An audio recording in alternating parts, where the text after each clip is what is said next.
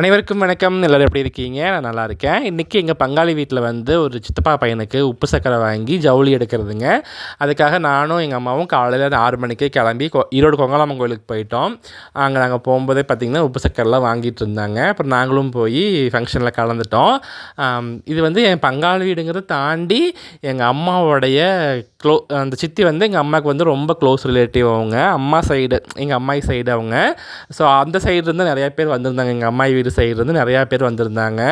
அதனால் எங்கள் அம்மாவை கையிலேயே பிடிக்க முடியலைங்க. இன்றைக்கி காலையில் 6 மணிக்கு கோயிலுக்குள்ளே போனது மட்டும்தான் தெரியும். அதுக்கப்புறம் எங்கள் அம்மா வந்து எங்கள் கண்ட்ரோல்லையே இல்லை. அவங்க பாட்டுக்கு எல்லாம் அப்படியே ஒரு கேங்காகவே சுற்றிட்டு இருந்தாங்க. அப்புறம் 9 மணிக்கு திருச்சி கஃபேயில் சாப்பிட்டு பர்னி சில்க்ஸ்குள்ளே போனாங்க. அங்கே போய் என்ன தான் பண்ணாங்கன்னு தெரியலிங்க. எங்கள் அம்மா பாட்டுக்கு அவங்க கேங்கோடு சுற்றிட்டு இருக்காங்க.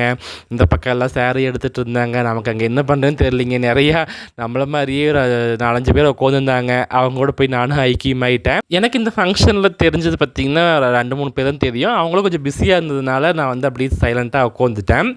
நான் வந்து என் அப்பா வீடு சைடு மட்டும்தான் அதிகமாக போயிருக்கேன் சின்ன வயசுலேருந்தே.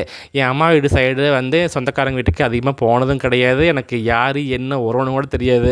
இவங்களை அத்தையை கூப்பிடணுமா சித்தியை கூப்பிடணுமா கூட எனக்கு தெரியாது. ஸோ இப்போ தான் கேட்டு தெரிஞ்சிட்ருக்கேன் எங்கள் அம்மா